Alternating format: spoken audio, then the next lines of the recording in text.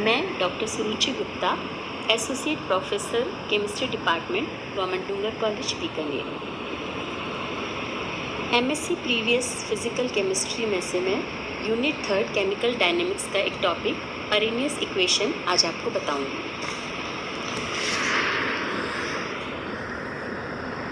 किसी भी chemical reaction पर टेम्परेचर का क्या इफेक्ट होता है, ये अरेनियस ने बताया था।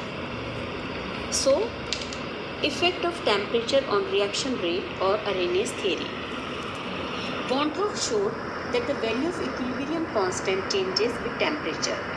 On this basis, he suggested that the logarithm of the specific reaction rate must be a linear function of the reciprocal of absolute temperature.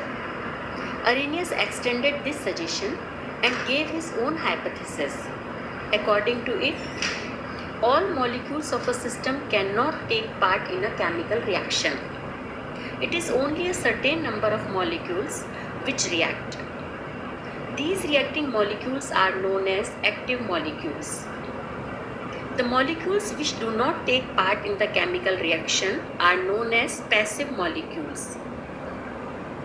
An equilibrium exists between active and passive molecules. When temperature is raised, the above equilibrium shifts to the left. This increases the number of active molecules which are ready to take part in a reaction. Thus, the increase in reaction rate with increase in temperature is due to an increase in the number of active molecules than due to number of collisions. In nutshell, हम ये कह सकते हैं कि कोई भी chemical reaction अगर हो रहा है तो उसमें सारे मॉलिक्यूल्स केमिकल रिएक्शन में पार्ट नहीं लेते हैं। केवल वही मॉलिक्यूल्स रिएक्शन में पार्ट लेते हैं जिनके पास में एक्टिव एनर्जी होती है, जिन्हें हम एक्टिव मॉलिक्यूल्स कहते हैं। और जो केमिकल रिएक्शन में पार्ट नहीं लेते उन मॉलिक्यूल्स को हम पैसिव मॉलिक्यूल्स कहते हैं। जैसे ही टेम्परेचर हम इंक्रीज़ करते हैं तो जो पैसिव मॉलिक्यूल्स हैं वो भी एक्टिव मॉलिक्यूल्स में कन्वर्ट होते जाते हैं और इसके कारण से रेट ऑफ रिएक्शन इंक्रीज होता जाता है। So the basic concept of Arrhenius theory is that the passive और non active molecules become active due to the absorption of heat energy. अब हम देखते हैं इसका डेरिवेशन अरेनियस इक्वेशन क्या है। Consider the following reversible reaction. A plus B gives C plus D. Here K1 is velocity constant for forward reaction and K2 is velocity constant for backward reaction. अब हम इसका ये देखते हैं कि velocity constant forward reaction और backward reaction के velocity constant क्या है। So rate of forward reaction RF is equal to K1 concentration of A and concentration of B.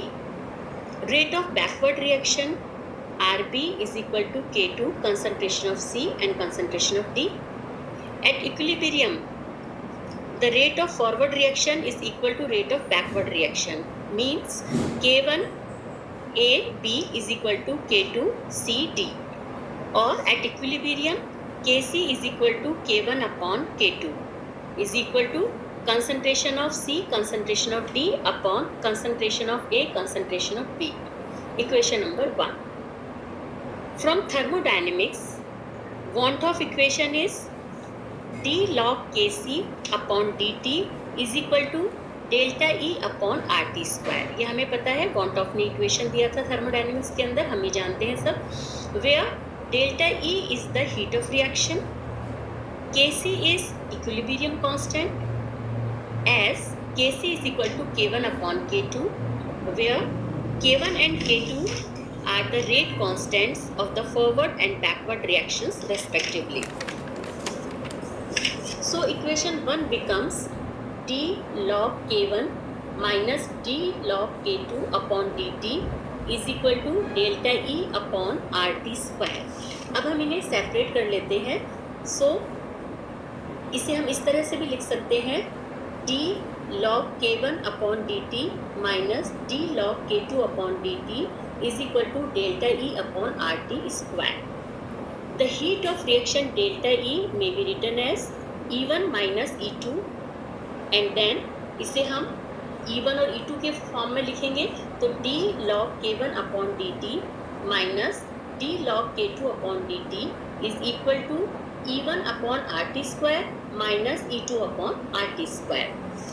If E1 and E2 are assumed to be characteristics of forward and backward reactions, only then हम इसको क्या कर सकते हैं, इस वाली term को अलग कर देंगे और दूसरी इसको अलग कर देंगे. So d log K1 upon dt is equal to E1 upon RT square plus I, and d log K2 upon dt is equal to E2 upon RT square plus I. It has been found that I is independent of temperature and is equal to 0. So we can write, यहाँ I को हमने 0 कर दिया, d log K1 upon dt is equal to E1 upon RT square, equation number 2, and d log K2 upon dt is equal to E2 upon RT square, equation number 3. Equation 2 and equation 3 were proposed by Arrhenius and are known as Arrhenius equation. The term E is called the energy of activation. Integrating equation 2 and 3, we get log K1 is equal to minus E1 upon RT plus constant A. Log K2 is equal to minus E2 upon RT plus constant A. The above equations can be put as K1 is equal to A e की power minus E1 upon RT and K2 is equal to A e की power minus E2 upon RT. In general, K is equal to A e की power minus E upon RT, equation number 4. In equation 4, A is constant. The factor E minus E upon RT is responsible for the marked influence of temperature on the reaction rate. The factor A is known as frequency factor of the reaction or collision number. It is also called pre-exponential factor.